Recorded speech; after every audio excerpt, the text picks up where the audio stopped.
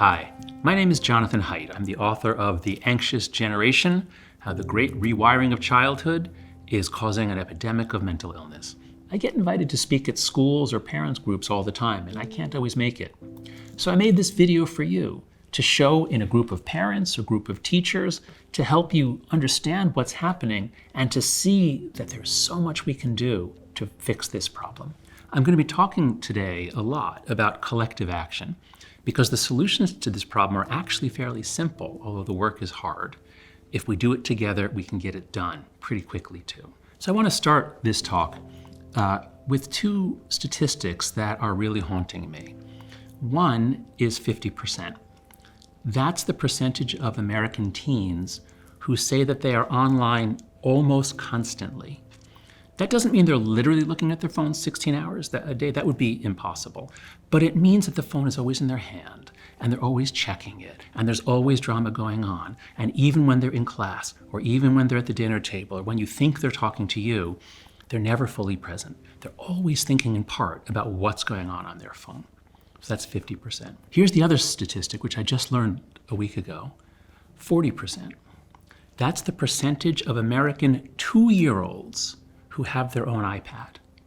It's just become normal to give toddlers an iPad, which makes them quiet, keeps them entertained, but as we'll see, it probably is going to be bad for their development.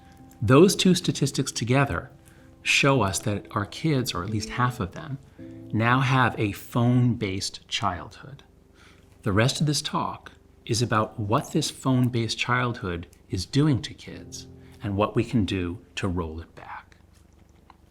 So to begin thinking about this, I'd like you to imagine tree roots. Think about the way that the roots of a tree grow out into the world, and where they go is decided by what they encounter. So in this photograph, you can see a tree whose roots are going out over some tiles, and wherever water's available, that's where they grow and go down into. Here's an image of a tree that grew up behind a Civil War era tombstone, and the tree ended up growing around the tombstone. And I'd like to suggest that in many ways our children's minds have now grown around their smartphones. It's clearly the case that all of us, in using our phones so much, all of us are finding that our bodies are changing. Doctors are finding more cases of neck problems, wrist problems, pinky problems. And this is probably especially an issue if you're young and your bones are growing around the phone as you're holding it. One place where we know that children's brains are growing around their phones is their eyeballs. There's been a substantial increase in myopia, nearsightedness, around the world. And it appears to be because our kids are spending so much time indoors looking at a screen, close up, blue light. And if we would just give them an hour or two a day of time outside, long vision sunlight, we'd cure it. Another example of how this phone-based childhood is changing bodies is obesity. Obesity rates are increasing, and they seem to be linked to the big increase in screen time that our kids are now having. In fact, one study found that for every additional hour of social media time, there was a 62% increase in the likelihood of that child developing an eating disorder in subsequent years. So in a metaphorical sense, and almost in a real sense, our kids' brains are growing around their phones. Here's a photo of an actual Gen Z brain. Okay, it's not an actual photograph. I asked AI to make it for me, but this is kind of what I think is happening. The Anxious Generation tells the story of the great rewiring of childhood, which is a tragedy in 2 acts. In Act 1, we lose the play-based childhood, kind of gradually between around 1990 and 2010. In Act 2, the phone-based childhood comes storming in very, very quickly, very suddenly, between 2010 and 2015. I can summarize the whole book in a single sentence. We have overprotected our children in the real world, and we have underprotected them online. In the rest of my talk, I'm going to cover 6 topics that show what has happened since the Great Rewiring, and then 2 sections on how we get out of it with collective action. I've already talked about a few of the physical harms. Now let's talk about mental illness. I first got into this topic because I'm a college professor. I teach students at New York University's Stern School of Business. I've been a professor since 1995. I thought I knew college students. But the students who began arriving around 2014 were different. A lot of us noticed this. The students coming in then were a lot more anxious. They were more fragile, more easily harmed or offended. Something was different about them. Our intuition was backed up by research a couple of years later. This graph shows the percentage of students with various disabilities. In 2012, all the students were millennials, and those were the rates. But then Gen Z begins to arrive, those born 1996 and later, and look what happens. The growth is especially in psychological and psychiatric disorders. In this graph, you can see how various psychiatric disorders have increased since 2010. In all the slides I'm going to show, there's really no trend before 2010. And then you'll see I've highlighted with a kind of a pink box the period from 2010 to 2015 when everything changes. So in this slide, you can see that anxiety and depression have always been the most common reasons why college students come into the mental health center. But you can also see that the levels begin rising in the early 2010s, soon after 2010, and that now almost a quarter of our college students have an anxiety disorder. When we break up these data by generation, what we see is that it only really hit the youngest people. Older people didn't all become depressed in the 2010s and 2020s. It was something that hit Gen Z and a little bit the later millennials. The millennial generation is born between 1981 and 1995. And whenever we look at anxiety or depression, we always find a sex difference. Teenage girls have higher rates of internalizing disorders, anxiety and depression primarily. And whatever it is that happened in the early 2010s, it hits girls harder than boys. As you can see in this graph, rates of depression rise very sharply in the early 2010s for girls. There's a real elbow, kind of a hockey stick shape. Boys are up a lot too. I don't want to make it sound like this is only hitting girls, but boys start at a lower level.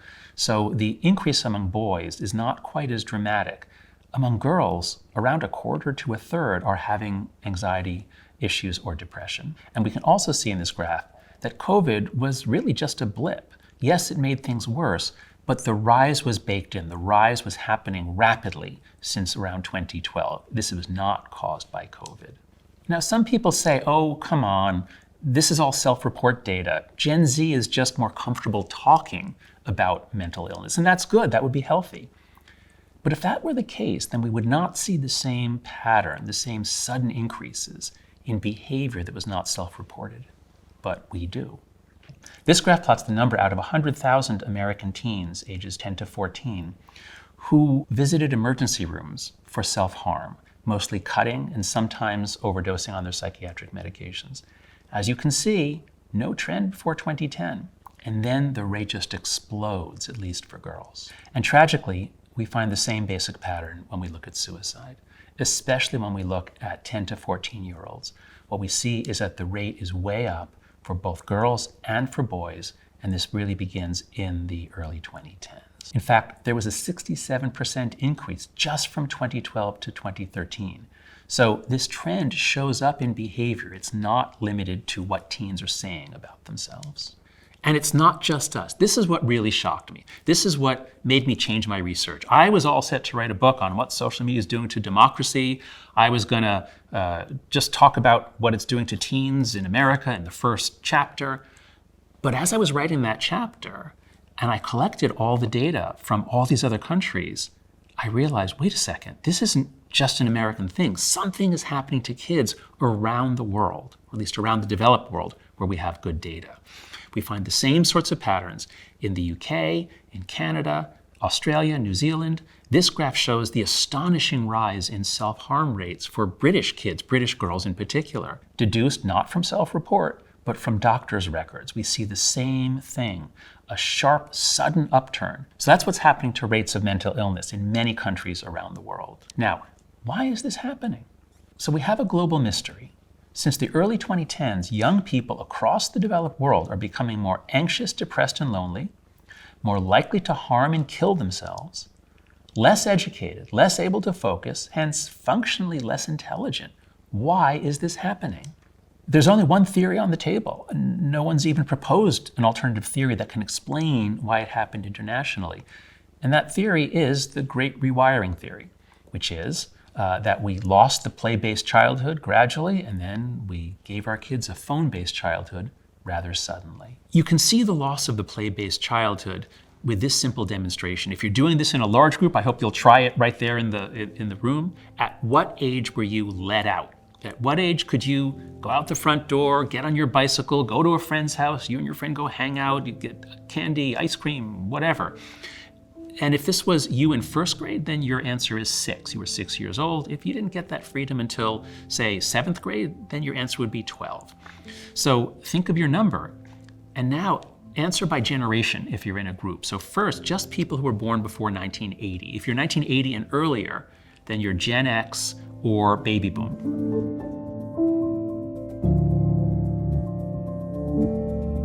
But now limit the answers just to Gen Z. So people in the room who were born in 1996 or later. And what we find when I do this, I've done this all over the country and many other countries, is that 6 to 8 is when kids always got freedom. Kids were always out playing by the time they were 8 years old. But now let's limit the answers only to Gen Z. Here's what you find. You find they generally didn't get freedom until they were 10 to 12 years old, until middle school. So we've delayed the onset of freedom by several years, and this has happened in many other countries as well. But just as we were locking up our kids, just as we were making them stay indoors, just as we were getting really afraid of the outer world and all the possibilities of bad things that could happen to them, at the same time, in the 1990s, the internet comes in. And at first, it's amazing. It's incredible. It's like God came down and said, do you want omniscience? Do you want to be able to know anything instantly? So we all loved it, and we thought that it would be good for our kids. And it kind of was, because the millennials, born 1981 through 1995, they grew up with the early internet, and they did fine. A creative generation. They started all kinds of companies. So we thought that this was going to be okay.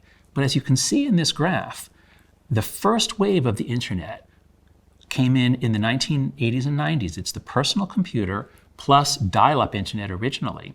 That's what the millennials grew up on. But there's a second wave, which was very, very different. That is, when we start getting social media, beginning in 2003, we get MySpace and Friendster and Facebook. That catches on like wildfire, and when it gets combined with the iPhone, which comes out in 2007, now you've got the possibility of being on social media many, many hours a day. It's that second wave that seems to have caused the problem. Because once the kids are on a smartphone with social media loaded onto it, such as Instagram, that's exactly when the mental health crisis begins. I can illustrate the great rewiring in another way. Suppose you were born in 1995. You're the last year of the millennials. In the year 2010, you're 15 years old. So you're halfway through puberty. You're through early puberty. And your life was lived on a flip phone. You had a flip phone that had no front-facing camera, no internet access, no high-speed data, no social media. But suppose you were born instead. Suppose you were born in the year 2000, just 5 years later. So you're turning 15 in the year 2015. What happened to you? Your first phone was probably a smartphone. It's around 2012 that most Americans now have gotten rid of the flip phones, bought smartphones. So you went through puberty on a smartphone with a front-facing camera, introduced in 2010. If you're a girl, you're probably on Instagram, which became very popular in 2012. You probably have a high-speed data plan, so you can be watching videos and sending photos all day long. And I can illustrate the great rewiring in yet another way. Here are some images of what childhood used to be like. It was outdoors, there were adventures, there was some risk. And those of you who are a little older, you remember in the 1980s, if you found an extraterrestrial creature by the roadside, you could just pick them up and put it in your basket and have adventures with your friends.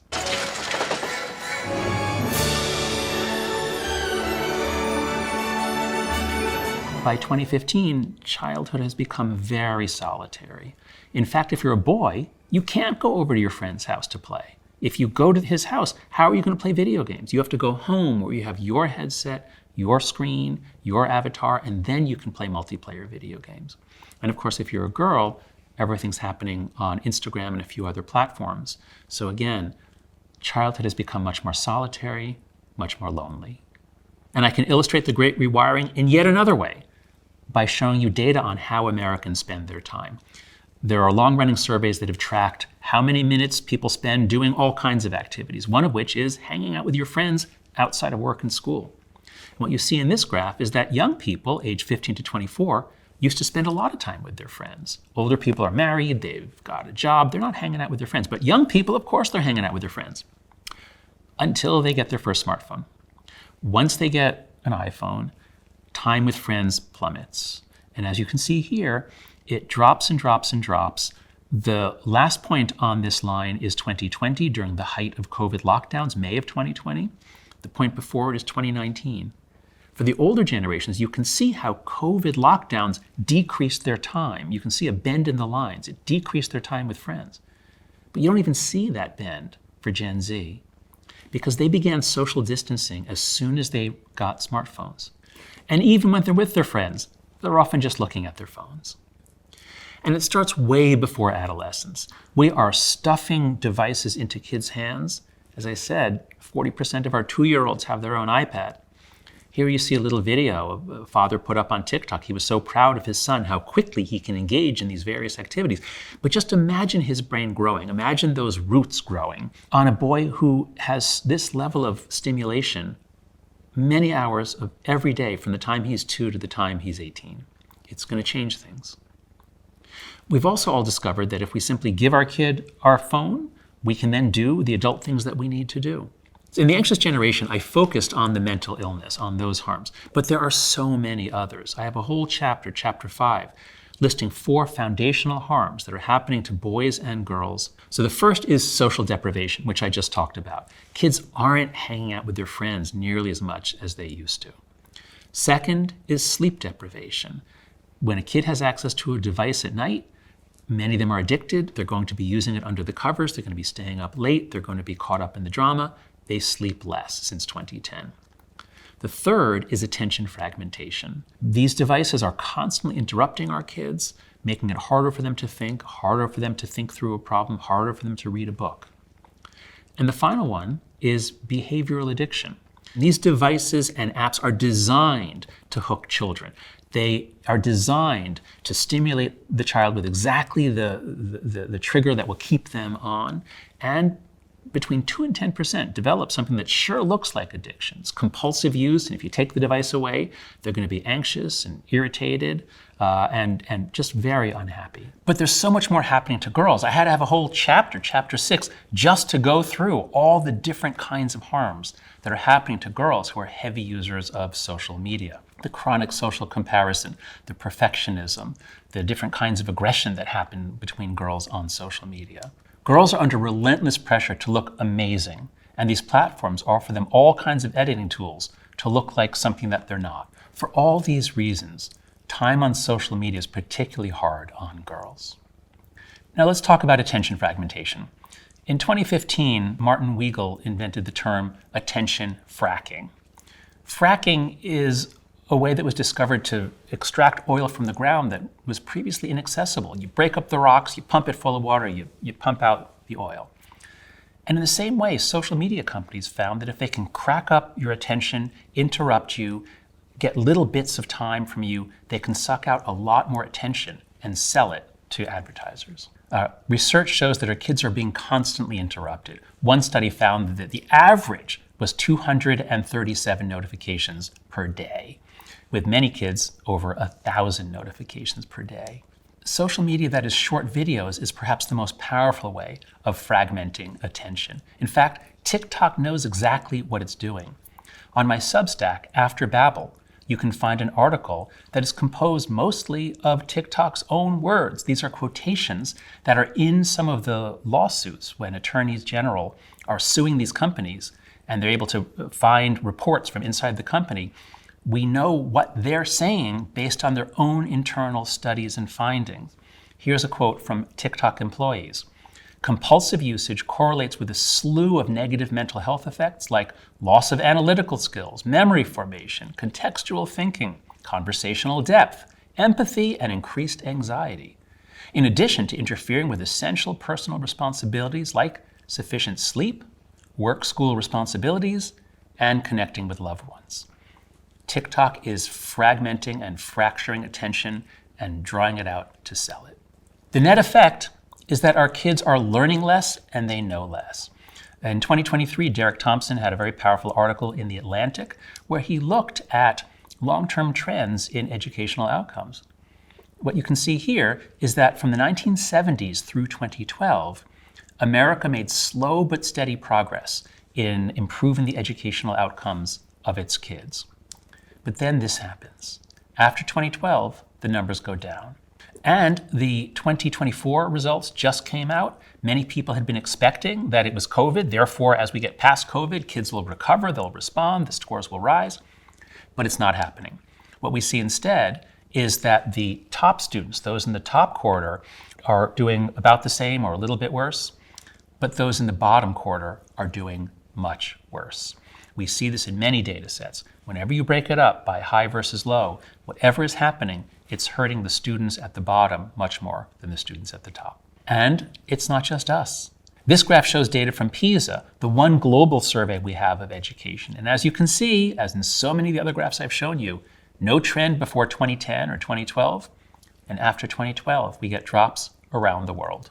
So that's what we know about attention fragmentation and educational declines. Now let's talk about boys. Here I drew on a wonderful book by my friend Richard Reeves. The book is called Of Boys and Men. If you have sons, I urge you to buy this book. The story for boys wasn't quite as clear as it was for girls. It took us longer to figure it out. But drawing on Richard's work, we can see that boys and men have been retreating from the real world since the 1970s.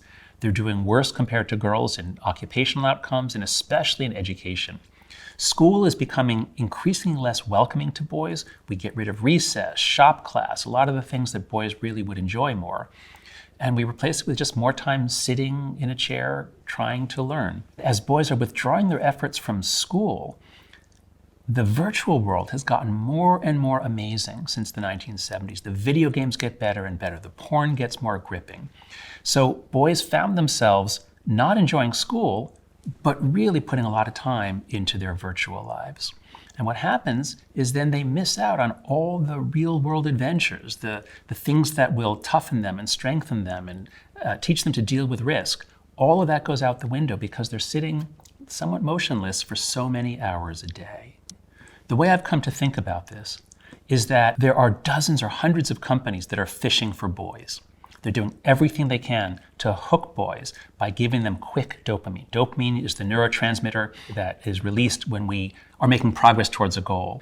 They've found ways to engage boys in the virtual world, give them a little flash of pleasure, and that hooks them, that makes them want more and more and more.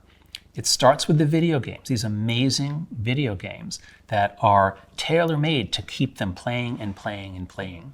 Then it moves on to porn, which any kid can access just by going to a website and lying about their age. It goes on to vaping and e-cigarettes, messing with nicotine, which again is dopamine. It continues on when they're older to sports betting, gambling, and then crypto and stock market betting. All of these things have been gamified in ways that are drawing boys in, harming their ability to focus, addicting them to these activities, and by the end, bankrupting a lot of them. The bottom line is that young men are floundering compared to girls. We see that in this graph. Many more of them are living at home with their parents, not when they're just out of college. We're talking about late 20s and early 30s. Now, I want to talk to you about the most unusual chapter in The Anxious Generation. It's a chapter on spiritual degradation. The reason that I wrote it is because my first book, The Happiness Hypothesis, reviewed ancient wisdom from East and West, religious and philosophical traditions, and what they could teach us about how to live a flourishing life. And when I was almost done writing The Anxious Generation, I realized, wait, this whole book is about kids, but what about adults? Isn't something happening to all of us? Don't all of us feel somehow overwhelmed by all the technology, by social media, by all the stuff coming in? And I realized that the way that our phone-based lives are affecting us is almost exactly the opposite of what the ancients urged us to do. So the chapter goes through 7 principles, 7 ideas that are common among the world's wisdom traditions. And I show in each one, a phone-based life makes us do the opposite. So just to take one example, stillness, silence, and focus. There's a wonderful book out recently by Christine Rosen called The Extinction of Experience. And she points out that with so much stuff coming in, many of my students are always bringing stuff in. They're always consuming, listening to podcasts. Something's always coming in. They're never bored. And Rosen points out that a culture without boredom undermines the act of daydreaming, something interstitial time used to be given over to. The interstices, that refers to the little gaps between things, like the time between two classes, or maybe you're waiting for an elevator. Our lives used to have moments when we weren't consuming something. We were thinking. We had time to reflect. All of those are gone for a lot of our kids, especially those who say that they are online almost constantly. They've given up all of their interstitial moments. Just imagine what that would be like. What would it be like if you never had stillness or silence? Think about all the times when you were a child, when perhaps you looked out the window on a long car ride and just got lost in thought. Think about all the times when you just looked up at the sky and daydreamed, thought about things. Imagine all of that going away, as it has for some of our kids. This is the opposite of what the ancients have urged us to do, to meditate, to calm our minds, to be open to the finer energies of the universe or of other people. To take another example, so many wisdom traditions urge us to be slower to anger, quicker to forgive. Why do you complain about the speck in your neighbor's eye when you cannot see the plank in your own? But what does life online tell us to do? When our kids are growing up, when we as adults are on social media, the message is judge now, judge harshly, don't worry about context, because if you don't judge now, someone's going to judge you for not judging. So again, a life online is pushing us away from the direction that the ancients urge us. Members of Gen Z are really eloquent about this. The older members, the ones in their 20s, they see what's going on. They understand what has happened to them. There's a really wonderful Gen Z poet named Corey Jane, and she has this amazing poem. It's a video poem, but she has a couple of lines in it that really show the spiritual degradation. As she says, "The phone is the medicine that is surely making our souls die." She says, "I know it's poison, but I drink it anyway." And she says, "Our parents were right. It was the damn phones." But don't take my word for it.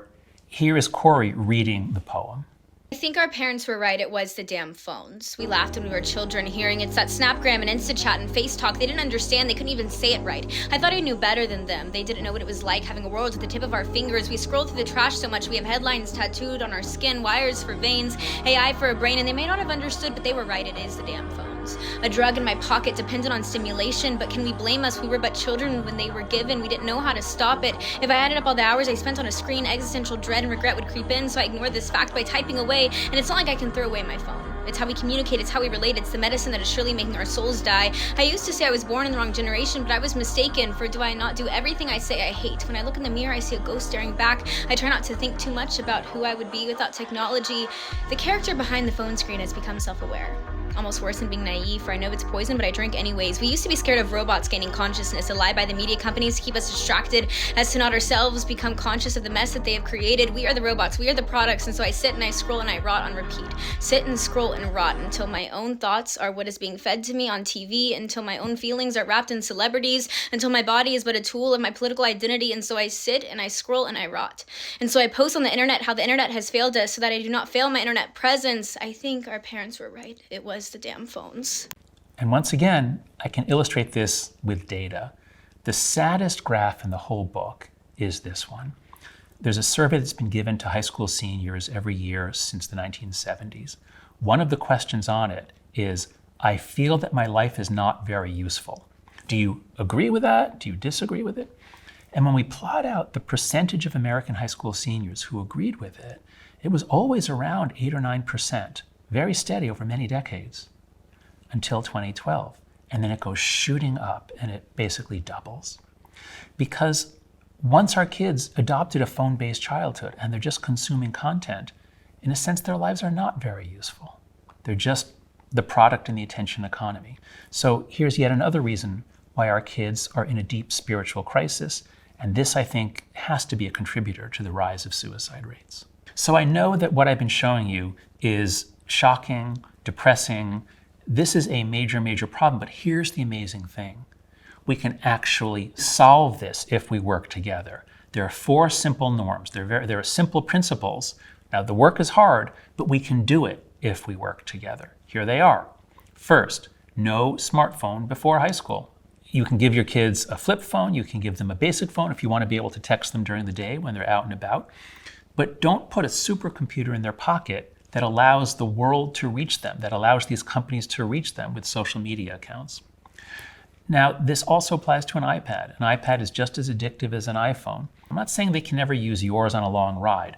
I'm just saying once they have their own device, which they can customize, it's likely to move to the center of their life and to block out everything else. Of course, they're going to need a computer at some point. That's the nature of education these days. But a computer is not quite as addictive as a touchscreen. The second norm is no social media before 16. Do not let them open an account before they're 16. Social media is wildly inappropriate for children. It puts them into frequent contact with strangers, the massive social comparison, sexual predation and harassment. So just don't do it until they're at least 16. Now, of course, they're going to say, Mom, I'm missing out. I'm the only one. And it's true. If they're not on social media and everyone else is, they will be missing out on some things. But look at it this way. If they are on social media, what are they missing out on? And the answer is almost everything in life. In the real world, we have age limits on all kinds of activities, and there are 4 basic reasons we do that. Anything that's going to expose our kids to graphic sexuality, extreme violence, anything that's addictive, or anything that has physical dangers and harms, we tend to put age limits on it, and we all agree this is appropriate. Somehow in the virtual world, we've decided, it's too much trouble. Let everyone do everything at every age. That's crazy. Now here's the one place where we really need help from legislators. Laws raising the age to 16 and mandating enforcement would really help us all out as parents, solve the collective action problem. We wouldn't hear from our 10-year-olds, Mom, everyone else is on Instagram, because they won't be. Australia has done us all a favor. They've implemented a law that will force the companies to age verify. But even as we wait for those laws to come to the United States and elsewhere, we can try as parents to agree with each other we're not going to let our kids on until they're 16, at least. The third norm is phone-free schools. This is a must. When I was growing up in the 1970s, if they had said, you can bring your television into class, you can bring a harmonica, you can bring a painting kit, you can bring a walkie-talkie, that's insane. You have to pay attention to the teacher and to the other students. But when we let kids bring in a smartphone, they're bringing in all of these distractions. So the basic principle is that if any kid is able to send texts during the day, then all the kids will feel the pressure to check. Nobody wants to be left out. Nobody wants to be the only kid who doesn't know at lunch the thing that happened during third period. So the only way forward with this is to say, you come to school, you turn in whatever devices you have that can send and receive texts. They get put in an envelope, they get put in a locked pouch, they get put in a special locker, and you get it back at the end of the day. This is now happening all over the country and all over the world. More than a dozen states have already implemented laws that will give kids a phone-free or distraction-free education. But I have to note that some of these laws say you can't use a phone only during instructional time. That's not good enough. If it's banned during classroom time only, then everybody's going to be on their phones in between classes. So it has to be bell to bell, away for the day, distraction-free for the whole day. And the fourth norm, this is really the hardest because this is the one that asks something from us, the parents. The fourth norm is far more independence, free play, and responsibility in the real world.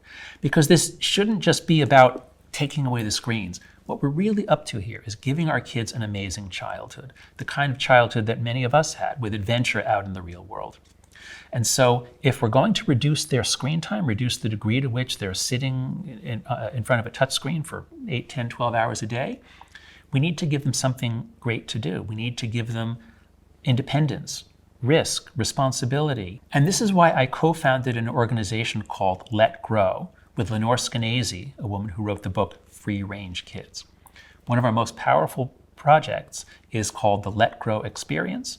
You simply ask your kid to come up with something that she thinks she can do on her own with your permission, but without you. So for example, some kids suggest, I think I'm 8 years old, I think I can take our dog for a walk around the block.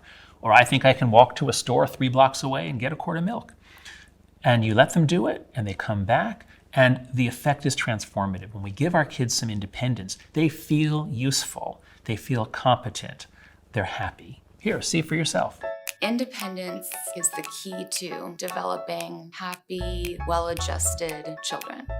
It's hard for parents to let go, but it's an opportunity for the kids to learn new things. They grow up. I think Let Grow has been very pivotal in helping kids develop self-esteem at our school. I did my homework all by myself. I did a lemonade stand. I babysat my brother. I set up a tent. I went grocery shopping alone. We all don't grow the same way. We all don't grow in the same soil. And Let Grow has been about taking your soil, owning it, figuring out what direction you have to grow in, and giving you the opportunity to try and see how that works out. What do you want to say to the grown-ups? I can do it. But I will still hold your hand. Sometimes. The point is that they've chosen something that they think they can do, and then they do it on their own, and you're not micromanaging them. This is the way kids develop confidence, the sense that they can do things. Letting your kids practice independence is transformative, not just for the kids, but for you. So when my son was in 4th grade, he was 9 years old, my wife and I, because we knew Lenore Skenazy, we'd read her book, we decided we were going to let our son walk to school. He wanted to do it. He said he can do it. We let him walk to school in New York City, about 1/3 of a mile away. And first I said, okay, you do it, but I'm going to follow behind you, 20 yards behind, and we're going to pretend I'm not there. So we did that a few times. Then the big day came. He's going to go out the door with his backpack on. We're going to wave goodbye.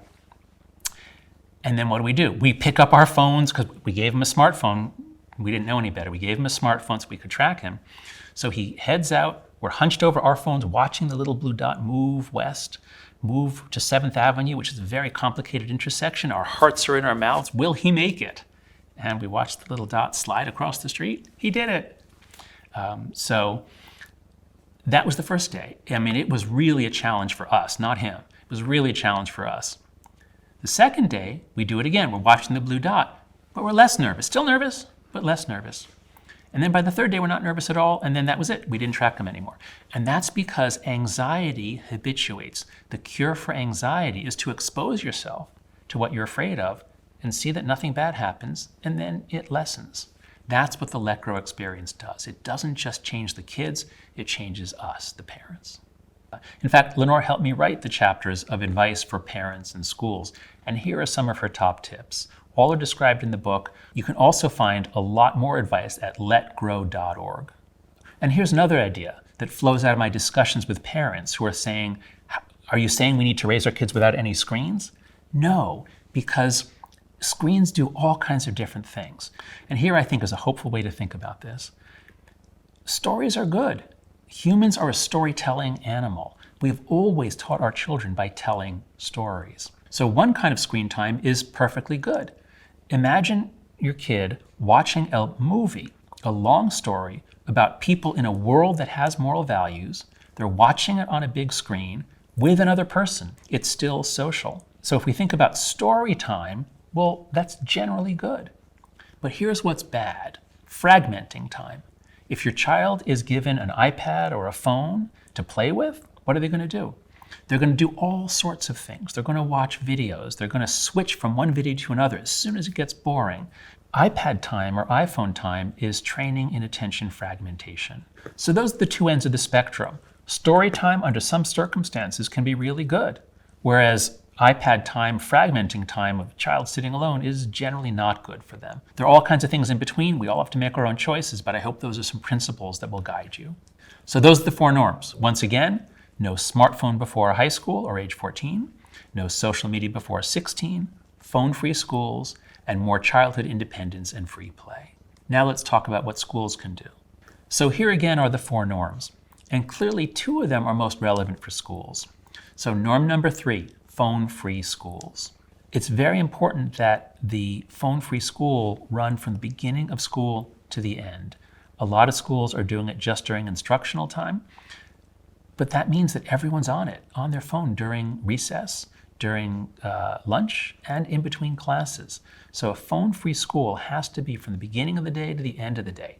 Give the kids a chance to listen to each other and to their teachers. I can back up this assertion with data. Here's data from PISA, the International Measure of Scholastic Attainment. Buried within this very long study, there are 6 items about school alienation. It's statements like, I often feel lonely at school. Do you agree with that? Disagree with that? So Jean Twenge and I averaged together these 6 items and graphed them across time. And once again, no trend before 2012. And then after 2012, students around the world feel lonelier in school. Of course they do. You come to school and everyone's on their phone. And in between classes, everyone's on their phone. And here's even more evidence about why instructional time bans are not effective. The National Education Association surveyed its members about how disruptive phones are in their classes. And when you break up their answers by the kind of policy in their school, here's what you see. Many schools allow each teacher to set their own rules, which tends to default to the teacher giving up and the kids are using the phones in schools. That's what my kids have reported to me often happens in New York City public schools. But perhaps surprisingly, the policy of a school-wide ban during instructional time only actually is not much better because the kids are still thinking about the phone during class. The only policy that works is a truly phone-free policy where the kids do not have access to their phones from the time they arrive to the time they leave. The teachers in those schools report very low levels of disruption. They've got the kids back. They're speaking and the kids are, to a much greater extent, listening to them. And it's absolutely thrilling to see the way phone-free schools are spreading around the world. State after state is passing legislation. Governors are promoting it. Red state, blue state. This is a totally bipartisan issue. Countries around the world are doing this. Brazil passed legislation a month or 2 ago to go phone-free. Denmark just did it last week. It's happening around the world because the teachers hate the phones. The administrators hate the phones. So why weren't they banned long ago? And the reason administrators tell me is that they're afraid of pushback from parents who say, what if there's an emergency? What if I have to reach my child in an emergency? What if, God forbid, there's a school shooting? I would want to talk to my child. Now, as a parent of teenagers, I completely understand that. If there was such an emergency in my kid's school, I would desperately want to know that they were okay. I would want to call them or have them call me. But we have to do what is best for the kids, not what's best for us. And what all the school safety experts say is that in an emergency, the last thing you want is every kid pulling out their phone, calling their parents, crying on the phone, making noise, not listening, not observing. What you want is for the kids to do what they practice to do, to be quiet, to pay attention, to be attentive to their surroundings, and to do what the teacher tells them. Now then, once we get the phones out of school, well, they still have iPads and Chromebooks, and in most cases they can still send texts, they can watch videos, they can sometimes reach social media, play video games. What do we do about that? And it's beginning to look like we need to get rid of that too. It's beginning to look like the goal of putting a computer or a tablet on every desk, which we thought was going to help education, it now appears to be harming it. UNESCO put out a report 2 years ago saying that students' use of devices beyond a moderate threshold may have a negative impact on academic performance. And this is primarily because these are all distraction machines. The distraction effects of educational technology generally outweigh whatever educational benefits were promised to us. Sweden was one of the first countries to get books and paper out of their schools, to move everything onto devices. So they were the first to realize what a mistake they made, and they are reversing course. So here's a helpful way to think about educational technology. A lot of these apps have tried to gamify education, make it like a video game, give the kid a little reward if they get the right answer. But if you do that, if you gamify education for part of the day, what you're basically doing is training the dopamine system to expect that level of stimulation. So when you don't have the screen in front of you, when you have to just listen to a person talk, your brain is set to a low setting where it becomes painful, boring. So you can gamify much of the day and get higher engagement, but the brain will react so that the rest of the day is more boring. The net effect can be very, very negative. And then the fourth norm, far more independence, free play, and responsibility in the real world. Parents can do that at home, but boy, schools can do a lot of it with their policies around recess, with their policies around independence. I hope you'll visit letgrow.org. We have a variety of free programs and materials for schools and educators. The other program we have, which is widely popular at schools, is called Play Club. It's an incredibly simple idea. Often parents are a little afraid to let their kids go out and about in their town, but they usually trust the school. They trust the school playground. So why not open the playground up before school starts? Why not keep it open after school? Play Club is that simple. Here's an example of a boys' school in Maryland that got amazing results from doing this. They added a second recess and they put a play club before school started. Half an hour before school started, they opened the playground, and guess what? The boys loved it. They would come to school to play games, to play soccer. Their truancy problems, their lateness problems almost vanished because the kids wanted to come to play. And as soon as class started, they were ready to learn. They'd already been running around. And there's so much that schools can do to communicate to the parents how important it is that we all back off and give them more independence.